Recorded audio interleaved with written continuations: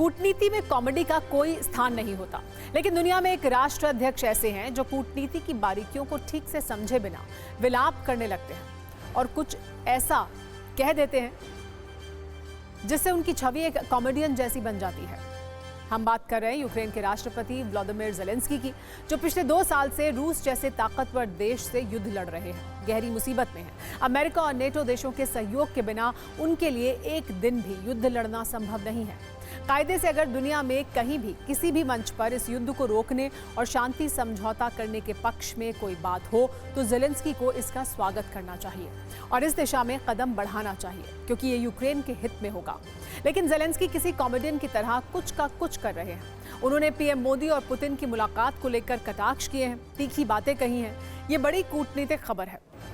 एक तरफ मॉस्को में पीएम मोदी ने पुतिन के सामने बैठकर रूस यूक्रेन युद्ध पर गंभीर चर्चा की। पूरी दुनिया ने देखा कि कैसे पीएम मोदी ने अपने बोल्ड अंदाज में ये कहा कि यूक्रेन में शांति के लिए भारत हर संभव कोशिश करेगा।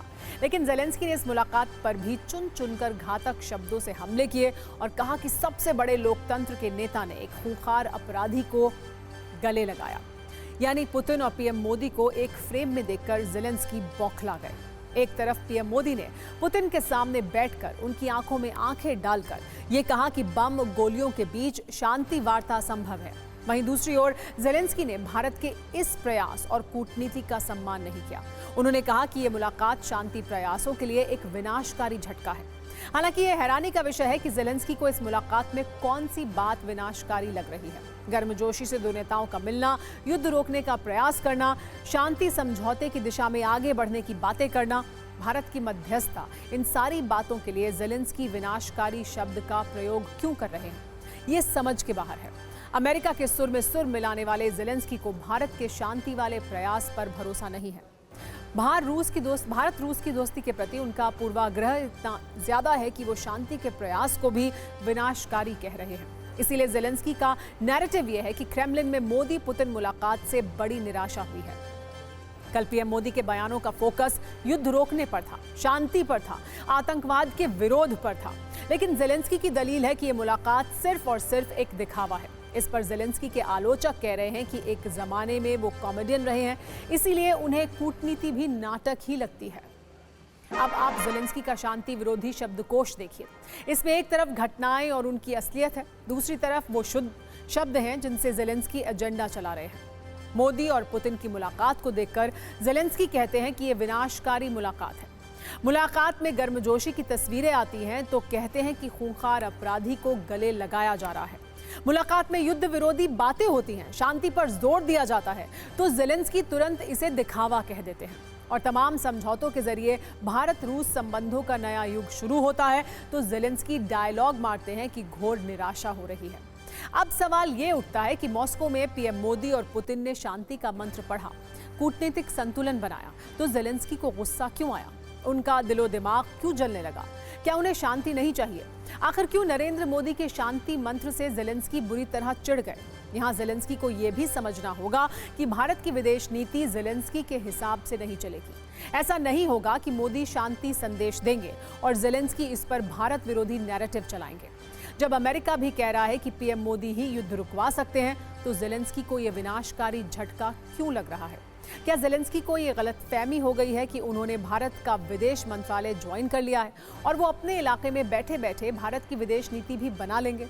वैसे आपकी जानकारी के लिए ये भी बता दें कि ज़ेलेंस्की कॉमेडी चैंपियन है। कॉमेडी करते करते ही उन्होंने यूक्रेन में लोकप्रियता हासिल की और आज राष्ट्रपति की कुर्सी पर विराजमान है। राष्ट्रपति बनने से पहले इनका राजनीतिक अनुभव शून्य के बराबर था। लेकिन हमारी चिंता यह है कि आज की तारीख में ज़ेलेंस्की एक ऐसे देश के राष्ट्रपति हैं जिसके अस्तित्व पर सबसे बड़ा खतरा है, जहां हर रोज बारूद बरस रहा है और ये कब खत्म होगा किसी को नहीं पता।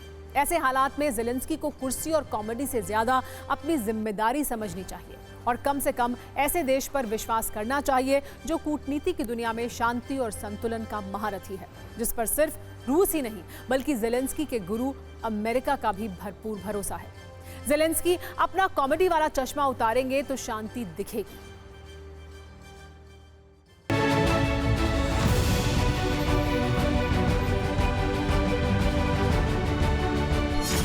शांति की बहाली में भारत हर संभव सहयोग करने के लिए तैयार है और आपका भी सानुकूल विचार सुनकर के मुझे बहुत खुशी हुई।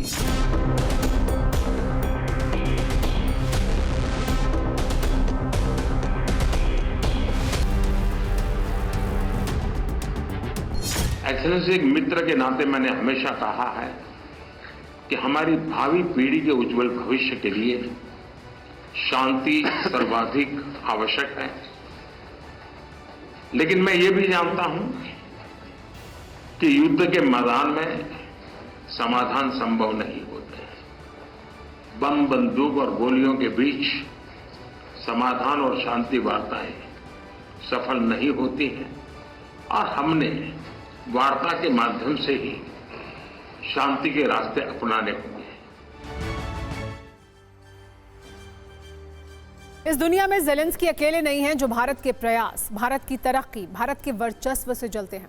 ऐसे कुंठित और सिलेक्टिव इंसानों, संगठनों, पत्रिकाओं की संख्या बहुत ज्यादा है और जिस रफ्तार से भारत की वैश्विक वर्चस्व शक्ति तीव्र गति से बढ़ रही है, उसी रफ्तार से जलने वालों की संख्या भी बढ़ रही है। आपको बता दें कि मॉस्को में पीएम मोदी और पुतिन की कूटनीतिक और मित्रता वाली मुलाकात को पश्चिमी मीडिया किस लेंस से देख रहा है। अमेरिकी अखबार द न्यूयॉर्क टाइम्स ने लिखा है कि पीएम मोदी की मॉस्को यात्रा से पुतिन को अलग थलग करने की कोशिश कमजोर हुई है। इससे यूक्रेन की नाराजगी बढ़ गई है। बीबीसी हिंदी लिखता है कि नेटो देश जहां यूक्रेन पर मॉस्को की कार्रवाई की कड़ी निंदा करते हैं, वहीं पीएम मोदी ने पुतिन की साफ शब्दों में आलोचना तक नहीं की है।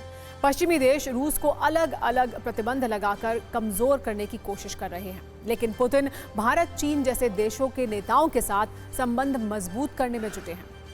वॉइस ऑफ अमेरिका ने लिखा है कि रूस और भारत दोनों के लिए ये दौरा अहम है। ये दौरा पुतिन के लिए महत्वपूर्ण है क्योंकि इसके जरिए वो पश्चिम को संदेश दे रहे हैं कि उनके लगाए प्रतिबंधों का रूस पर कोई असर नहीं पड़ा है। द गार्डियन ने लिखा है कि पुतिन की महत्वाकांक्षाओं पर मोदी के शब्दों का कोई असर होगा, ऐसा नहीं लगता। चीनी राष्ट्रपति जिनपिंग का मुखपत्र कहे जाने वाले ग्लोबल टाइम्स ने लिखा है कि भारत के कदम से पश्चिमी देश निराश हैं। भारत के रूस के साथ गहरे होते संबंधों को लेकर आर्थिक अधिक चिंतित दिख रहे हैं। अमेरिकी अखबार द वॉशिंगटन पोस्ट ने पीएम मोदी के मॉस्को दौरे पर लिखा है कि यूक्रेन जंग शुरू होने के बाद ये यात्रा साफ संकेत देती है कि भले ही भारत अमेरिका का रिश्ता काफी आगे बढ़ चुका है, मगर भारत अभी तक पश्चिमी देशों के पाले में गया नहीं है। वैसे ज़ेलेंस्की जो मर्जी बोलते रहे, उनके शब्दों का प्रभाव भाप की तरह उड़ चुका है। दुनिया का फोकस ज़ेलेंस्की के विक्टिम कार्ड पर नहीं है। दुनिया इस समय भारत के प्रधानमंत्री की ओर देख रही है। पीएम मोदी की विदेश यात्रा जारी है।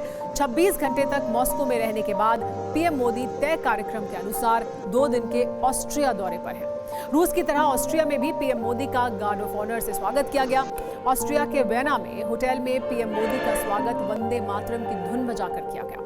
आपको बता दें, भारत और ऑस्ट्रिया के संबंध पुराने रहे हैं। साल 1955 में देश के पहले प्रधानमंत्री पंडित जवाहरलाल नेहरू ऑस्ट्रिया दौरे पर गए थे। इसके बाद साल 1971 में और साल 1984 में 2 बार पूर्व प्रधानमंत्री इंदिरा गांधी ऑस्ट्रिया दौरे पर गई। इस यात्रा के 41 साल बाद कोई भारतीय प्रधानमंत्री ऑस्ट्रिया के दौरे पर पहुंचा है। वो है प्रधानमंत्री नरेंद्र मोदी, जिसकी तस्वीर आप देख रहे हैं। ऑस्ट्रिया की राजधानी वियना में स्वागत के बाद पीएम मोदी की ऑस्ट्रिया के चांसलर कार्ल नेमर से मुलाकात हुई। पीएम मोदी ने चांसलर नेमर के साथ जॉइंट प्रेस कॉन्फ्रेंस को संबोधित किया। यहां भी रूस यूक्रेन युद्ध और आतंकवाद पर पीएम मोदी के तेवर मॉस्को वाले ही थे। उन्होंने कहा कि यूक्रेन संकट का समाधान युद्ध के मैदान में नहीं हो सकता है।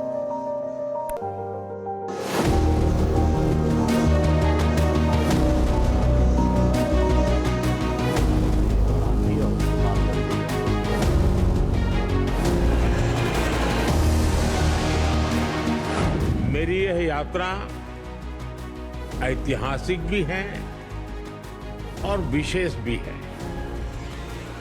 41 साल के बाद किसी भारतीय प्रधानमंत्री ने ऑस्ट्रिया का दौरा किया है।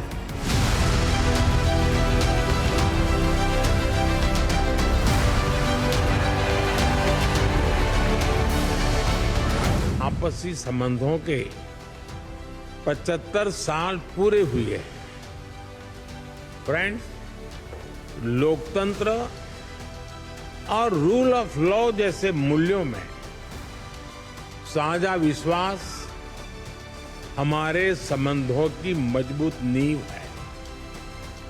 आपसी विश्वास और शेयर्ड इंटरेस्ट से हमारे रिश्तों को बल मिलता है।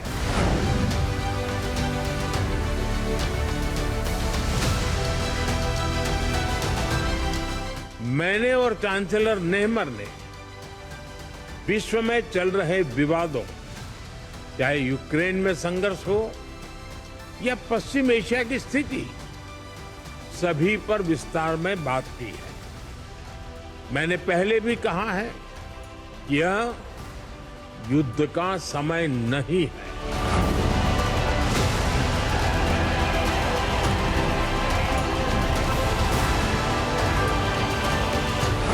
समस्याओं का समाधान रणभूमि में नहीं हो सकता।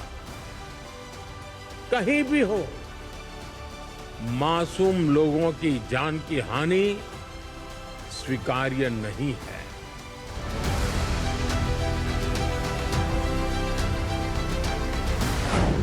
लोकतंत्र और रूल ऑफ लॉ जैसे मूल्यों में साझा विश्वास हमारे संबंधों की मजबूत नींव है। आपसी विश्वास और शेयर्ड इंटरेस्ट से हमारे रिश्तों को बल मिलता है।